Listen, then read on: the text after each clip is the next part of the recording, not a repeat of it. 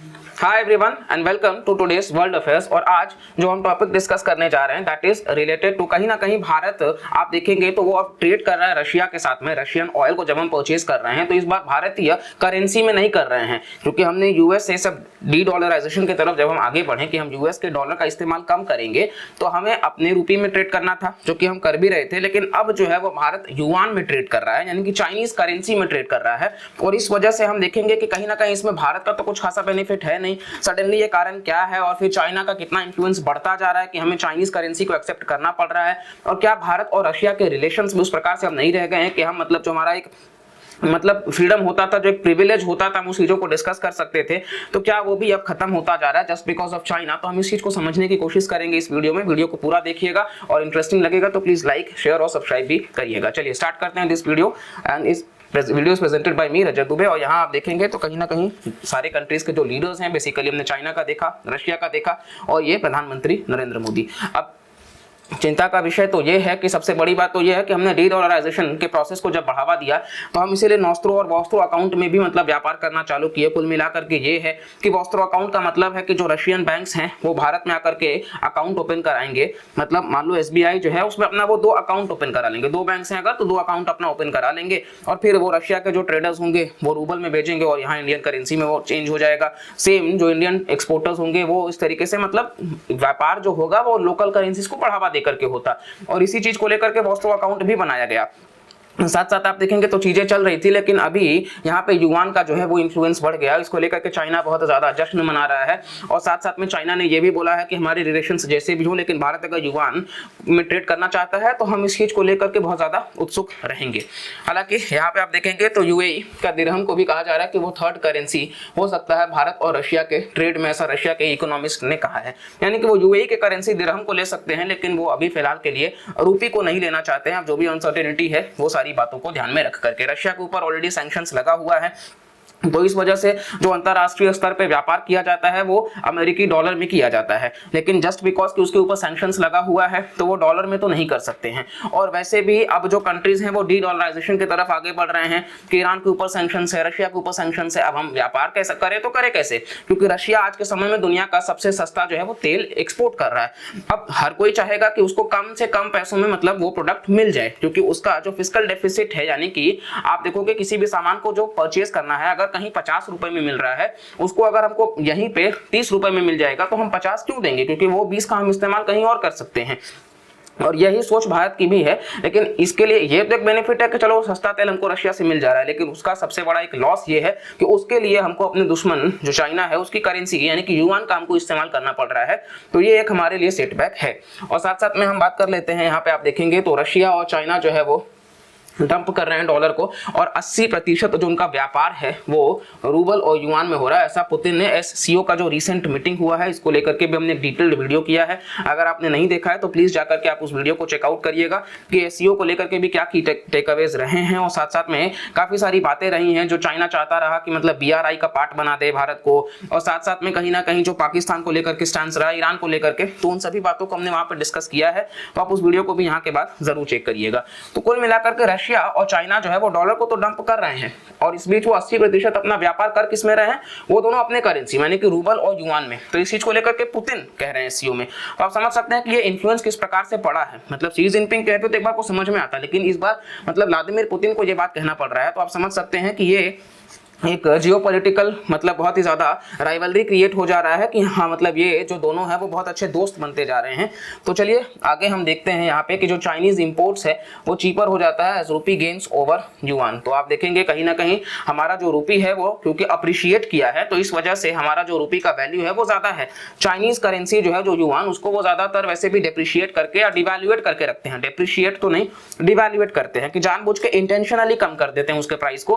क्योंकि मान लो कि अगर किसी भी सामान को अगेन करेंसी का अगर आप समझेंगे भारतीय रूपी अगर हम बात कर लेते हैं, अगर वो 1 रुपए का कीमत अगर आप देखेंगे एग्जांपल में हम 50 पकड़ लेते हैं, और अगर चाइनीज करेंसी जो है वो अगर 40 में होगी तो जाहिर सी बात है ये जो है 40 यानी कि जो चाइनीज है वो सस्ता होगा। एज कम्पेयर टू भारतीय, क्योंकि हम 50 के हिसाब से देंगे हमको ज़्यादा पे करना पड़ेगा। तो इस वजह से यहाँ पे ये जो है इकोनॉमिक टाइम्स इस चीज़ को दिखा रहा है कि चाइना वैसे भी इस चीज़ को बराबर करता आया है, वो डिवैल्यूएशन करते हैं ताकि उनका जो इम्पोर्ट्स है आप देखोगे कहीं ना कहीं वो सस्ता हो सके, और उनका जो एक्सपोर्ट्स है बेसिकली आप देखोगे ज़्यादातर वो क्या करते हैं कि हाँ मतलब आप देखेंगे इसी तरीके से चीज़ों को इस्तेमाल करते हैं। नेक्स्ट हम बात कर लेते हैं डोमेस्टिक क्रूड का। तो ये आपको देखने को मिल जाएगा भारत जो है वो बहुत ज़्यादा पेट्रो प्रोडक्ट्स जो है वो कंज्यूम करता है। अमूमन आप देखेंगे 2022-23 में तो इस प्रकार से 10.2% जो है वो कंजम्पशन हो चुका है, यानी कि डिमांड बहुत ज़्यादा है और इस डिमांड को फुलफिल करने के लिए रशिया उस गैप को फिल कर भी रहा है। लेकिन अगेन जैसा कि हमने इसके बारे में बात किया उसी चीज़ का यहाँ पे टेंशन है। भारत इवन यहाँ तक रिलाई करता है रशिया पे कि half of its oil imports जो है वो रशिया से ही आता है, और ये अपने आप में मतलब बताता है कि कितना ज़्यादा सिग्निफिकेंट रिलेशंस है हम दोनों का। और अगर 50% एक कंट्री से आ रहा है और अगर वो करेंसी हम युआन यूज कर रहे हैं तो युआन का वैल्यू, क्योंकि ये मिलियंस में होगा व्यापार, ऐसा नहीं है कि थोड़ा मोड़ा इन्वेस्टमेंट होगा, और इंडियन ऑयल ने लेकर के इसको ट्रेड भी किया है। तो अगर ये मिलियंस में व्यापार होगा तो आप समझ सकते हैं कि इसका मतलब किस तरीके से प्रभाव पड़ेगा। ठीक है, साथ साथ में हम यहाँ पे बात कर लेते हैं तो आप देखेंगे कहीं ना कहीं भारत का जो ट्रेड डेफिसिट है रशिया के साथ में वो भी बढ़ा है, वो 34.79 बिलियन यूएस डॉलर्स हो चुका है, मतलब अप्रॉक्सीमेटली 35 बिलियन यूएस डॉलर्स के आसपास ट्रेड डेफिसिट है। ट्रेड डेफिसिट का मतलब है कि हम इंपोर्ट और एक्सपोर्ट कितना करते हैं, तो हम इंपोर्ट रशिया से ज्यादा करते हैं और हम एक्सपोर्ट रशिया को कम करते हैं। तो इस वजह से आप देखो कि ये 35 बिलियन यूएस डॉलर्स का हो चुका है, क्योंकि रशिया के साथ हमारा जो है वो ट्रेड डेफिसिट है। तो रशिया चाहता भी नहीं कि वो इंडियन रुपी बहुत ज्यादा रखे अपने पास, क्योंकि वो सोच रहे हैं वो स्टॉक्स को रख के करेंगे क्या, इसीलिए वो चाइनीज युआन में, क्योंकि चाइना के साथ अभी हम आगे देखेंगे तो चाइना के साथ उनका जो केस है वो थोड़ा सा मतलब चाइना के साथ ट्रेड डेफिसिट भी कम है और एक्सपोर्ट्स भी चाइना का ज्यादा है, तो वो जब भी रशियंस कोई सामान खरीदेंगे तो चाइनीज युआन का इस्तेमाल कर पाएंगे। ये उनका एक फिलोसॉफिकल कॉन्सेप्ट है। हालांकि यहाँ आप देखेंगे तो भारत जो है वो रशिया से ऑयल इंपोर्ट्स में आप देखोगे तो अगस्त 2022 तक हम 7,30,000 बैरल्स पर डे ऑयल जो है वो इंपोर्ट किया करते थे, जो आज जून 2023 का आप आंकड़ा देखेंगे तो ये बढ़ करके हो चुका है 2.17 मिलियन डॉलर्स पर बैरल।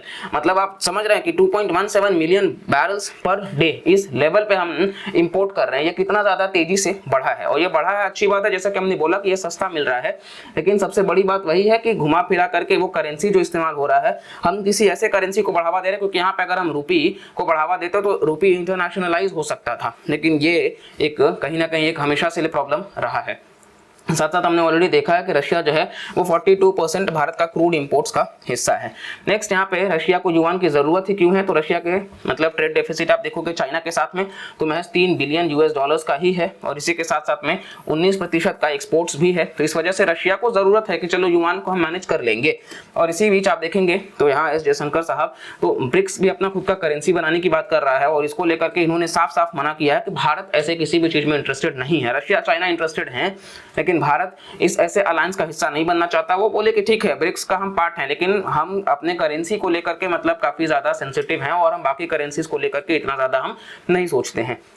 और यहाँ पे आप आर्टिकल्स भी देख सकते हैं कि किस तरीके से डॉलर जो है वो लास्ट करने वाला है, क्योंकि वर्ल्ड का जो डिफॉल्ट करेंसी चल रहा है, आपको पता ही है डेट क्राइसिस यूएस का चल रहा है और ग्लोबल डेट क्राइसिस भी चल रहा है।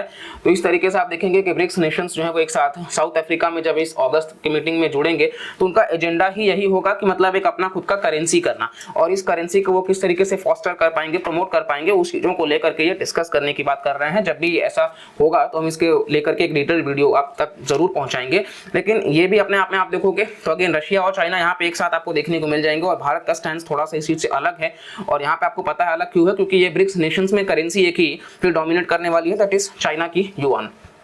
इसके अलावा आप देखेंगे तो ब्रिक्स अलायंस जो है वो काम कर रहे हैं कि वो अपना खुद का करेंसी बना सके, ऐसा रशियन ऑफिशियल ने भी इस चीज को कहा। तो ये रशिया के लोग जैसा कि आपको बताया कि ये इंटरेस्टेड हैं कि ऐसा इनका खुद का होना चाहिए, तो इस वजह से आपको ये चीजें भी देखने को मिल जाएंगी। और यहाँ पे जो आपको देखने को मिल जाएगा कि ये कहीं ना कहीं ओवरऑल सही तो न्यूज नहीं है, बाकी जो भी रहता है न्यूज इन ट्रांजिशन वो हम अपकमिंग वीडियोस में जरूर कवर करने की कोशिश करेंगे। अगर आपको इस वीडियो से थोड़ा भी वैल्यू मिलता है, सीखने को मिलता है, तो प्लीज लाइक करिएगा, चैनल को सब्सक्राइब करिएगा, कमेंट करके भी जरूर बताइएगा, और इन वीडियोस को शेयर किया करिए ताकि ज्यादा से ज्यादा लोगों तक अवेयरनेस स्प्रेड हो सके कि हम ऐसे वर्ल्ड अफेयर्स के टॉपिक्स को भी कवर कर रहे हैं जो आपके प्रिपरेशन में भी हेल्प कर सकता है और साथ साथ में आपके एंटायर नॉलेज के लिए भी हेल्प कर सकता है। बाकी आपकी तरफ से भी कोई टॉपिक हो तो जरूर साझा किया करिए ताकि हम उन पर भी वीडियोस कर सकें। चलिए मिलते हैं अगले लेक्चर में, तब तक के लिए bye bye, take care and जय हिंद।